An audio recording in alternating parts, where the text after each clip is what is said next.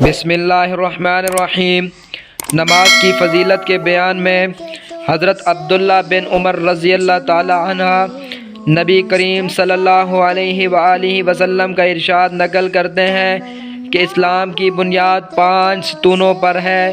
سب سے اول لا الہ الا اللہ محمد الرسول اللہ کی گواہی دینا، یعنی اس بات کا اقرار کرنا کہ اللہ کے سوا کوئی معبود نہیں اور محمد صلی اللہ علیہ وآلہ وسلم اس کے بندے اور رسول ہیں صلی اللہ علیہ وآلہ وسلم۔